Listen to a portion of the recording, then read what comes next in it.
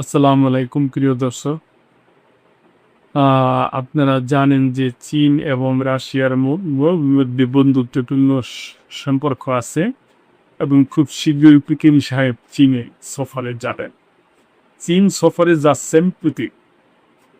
রাশিয়ার president Vladimir Putin চলতি বছরের প্রথমার্ধেই চীন সফর করবেন বলে জানিয়েছেন দেশটির পররাষ্ট্র মন্ত্রী সের্গেই লাvrov।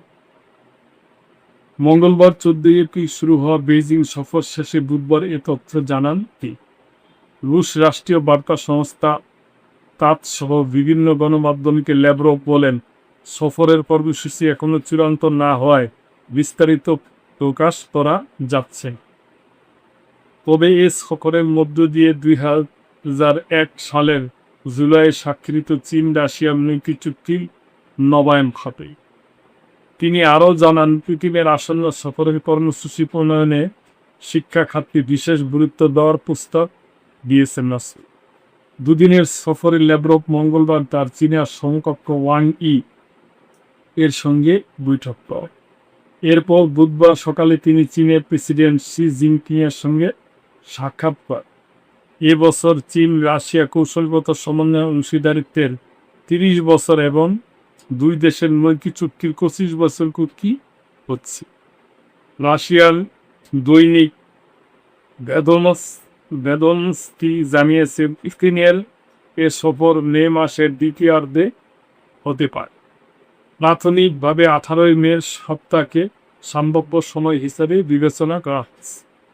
সাম্প্রতিক বছরগুলিতে রাশিয়া ও চীনের সম্পর্ক আরও জোরদার করা হয়েছে।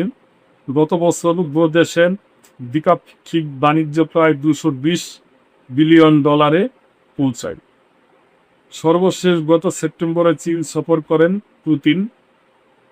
সে সময় তিনি তিয়ানজিনে সাংহাই সহযোগিতা সংস্থার শীর্ষ সম্মেলনে অংশ নেন এবং বেইজিংয়ে দ্বিতীয় বিশ্বযুদ্ধের সমাপ্তি 80 বছর পূর্তি উপলক্ষে আয়োজিত সামরিক কুচকাওয়াজে উপস্থিত ছিল।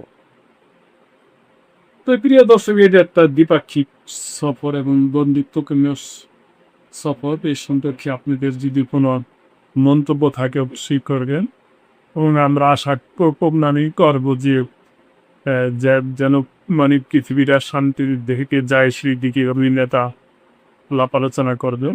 তো এই ব্যাপারে আপনাদের কোনো মন্তব্য থাকলে অবশ্যই করবেন এবং লাইক কমেন্ট শেয়ার করে সাবস্ক্রাইব করে মেম্বারশিপ দিয়ে চ্যানেলটি পাশে।